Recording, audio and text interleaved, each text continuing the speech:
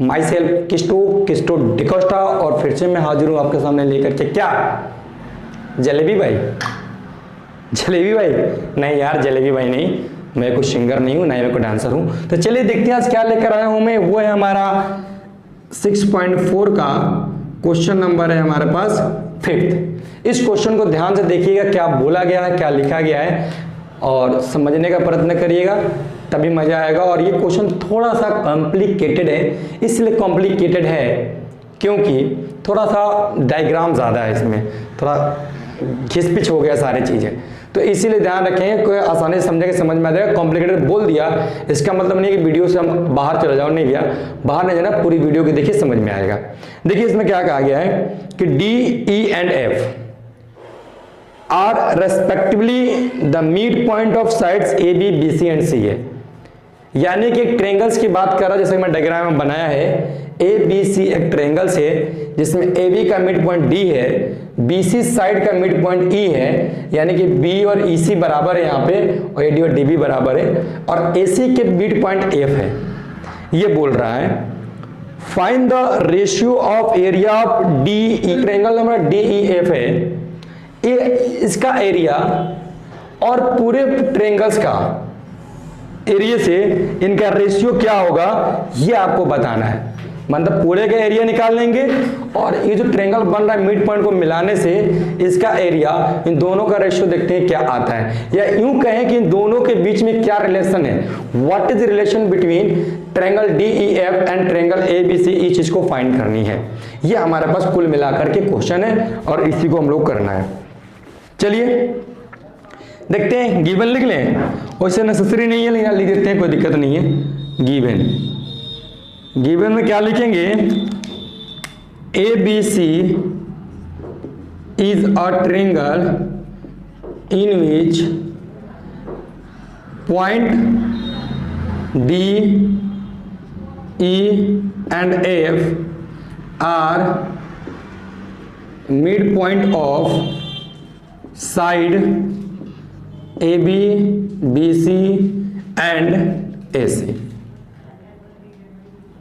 तो इसमें क्या करना है हम लोगों को, फाइंड करना है। क्या फाइंड करना है, देखिए हम इसको लिखते हैं यहां पर, जो कुछ फाइंड करना है, फाइंड आउट। फाइंड आउट क्या करना है आप लोगों को कि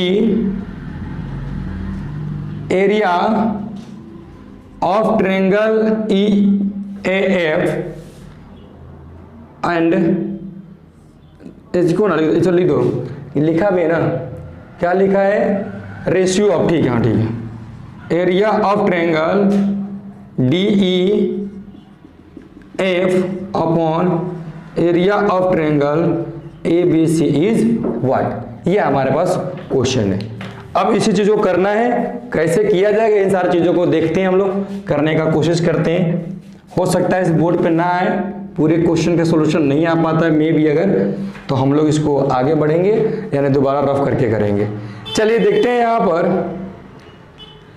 कि हम लोग अच्छी तरह कोई एक पॉइंट ले लेते हैं, हम यहाँ से लेते हैं ट्रायंगल ए बी सी के पूरा लेते हैं, सॉल्यूशन ले लेते हैं, ठीक है, सॉल्यूशन, ठीक है। सॉल्यूशन कहाँ पे लेते हैं, taking triangle A B C, ठीक है, ए बी सी में देखिएगा हम बात करेंगे यहाँ पर इस पॉइंट की, इन दोनों को निगलेक्ट करेंगे, इन दोनों पॉइंट को गायब करेंगे।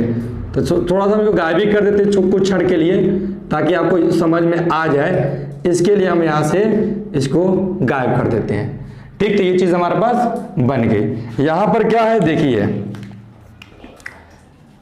क्या है कि D is mid point of A B and E is mid point of B C. ये हमारे पास है, ठीक है। तो बाकी हम लोग थ्योरम से जानते हैं, क्या जानते हैं, अगर मिड पॉइंट को मिलाने वाली जो लाइन होती है वह इसके पैरेलल हो जाएगी। कहां से, थ्योरम नंबर 6.2 याद रखिएगा, थ्योरम नंबर 6.2 को याद रखिएगा। तो उसके अकॉर्डिंग क्या हो जाएगा हमारे पास, तो डी ई पैरेलल एसी हो जाएगा। और इसके साथ ही साथ एक चीज और होता है, जब मिड पॉइंट को मिलाने से जो लाइन बनती है वो तो थर्ड साइड के सिमिलर तो होती ही होती है, साथ ही साथ क्या होता है, एंड जो ये साइड होती है ये हाफ ऑफ एस आपको बीसी है, सॉरी हाँ ठीक है एसी, तो ये हाफ ऑफ एसी हो जाएगी। यानी जो आपको डीई है इस एसी के पैरेलल है, तो एसी की आधी लंबाई की भी हो जाएगी। इस बात को आप लोग ध्यान रखिएगा। तो अब क्या करते हैं, ट्रायंगल ले लेते हैं, आपको बीईडी इस ट्रायंगल को लेते हैं और बड़े वाले ट्रायंगल्स को लेते हैं, दोनों को। नाउ टेकिंग ट्रायंगल कौन कौन, बीडीई ठीक है, and triangle A B C, छोटे वाले ट्रायंगल्स को और बड़े वाले ट्रायंगल्स को हम लोग यहां पर ले लेते हैं। जब इस तरीके से आप ले लेंगे तो ध्यान से देखिएगा कि ये पैरेलल हो गया, तो ये एंगल और ये एंगल इक्वल हो जाएंगे। तो लिखेंगे angle B D E sorry is equal to angle B A C, ये दोनों। फिर इस एंगल की बात करेंगे, angle B E D, angle B E D is equal to angle B C A, B C A, ये हमारे पास दोनों एंगल हो गए। फिर इसमें देखिए दोनों में ये कॉमन है, तो ये दोनों क्या है, तो इनको लिखेंगे हम लोग, क्या लिखेंगे, कॉरेस्पॉन्डिंग एंगल्स है ये, कॉरेस्पॉन्डिंग एंगल, ठीक है, इसलिए हिंदी में कहते हैं संगत कोण। अब छोटे वाले में एंगल डी बी ई, और बड़े वाले में क्या कर देंगे, एंगल ए बी सी। क्यों है ये इक्वल, क्यों है, तो लिख देंगे कॉमन है, कॉमन है तो भाई ए ट्रायंगल कौन कौन सा लिया था, B D E, similar triangle A B C. जब सिमिलर हो गया तो क्या हो जाएगा हमारे पास, area of triangle B D E upon area of triangle A B C. गौर फरमाइएगा, एरिया की बात कर रहे हैं तो कौन सा थ्योरम लगेगा, तो ध्यान रखिएगा सारा चीज जो लिख रहे हैं थ्योरम नंबर 6.6 के, तो हम इसी साइड को ले लें क्योंकि बाकी साइड की तुमको नहीं पड़ेगी।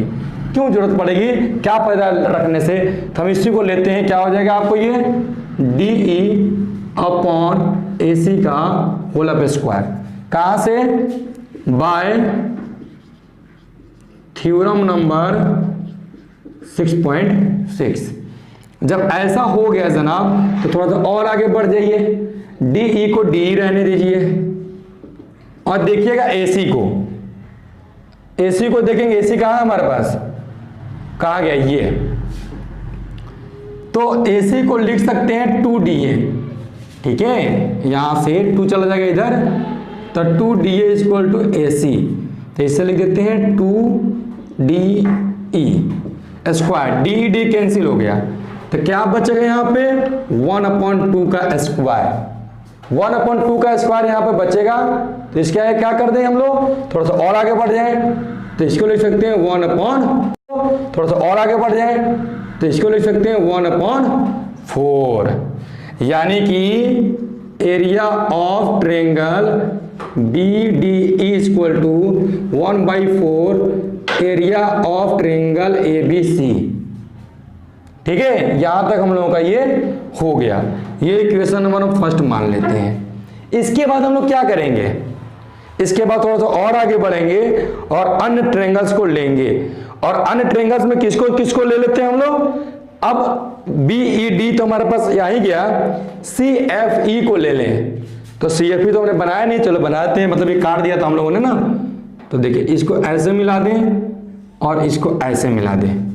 अब हम इस ट्रायंगल को ले लें और बड़े वाले ट्रायंगल्स को ले लें, तो यहां पर आपको करने की आवश्यकता नहीं है, आप यहां से डायरेक्टली सारी बातों को लिख सकते हैं। ठीक है, और कैसे लिखेंगे चलिए हम आपको बताते हैं, वैसे आपको डायग्राम की जरूरत अब नहीं है, इसलिए डायग्राम की बात ही नहीं करते, वहां तक नहीं पहुंचते। अब आगे बढ़िए, यहां लिखते हैं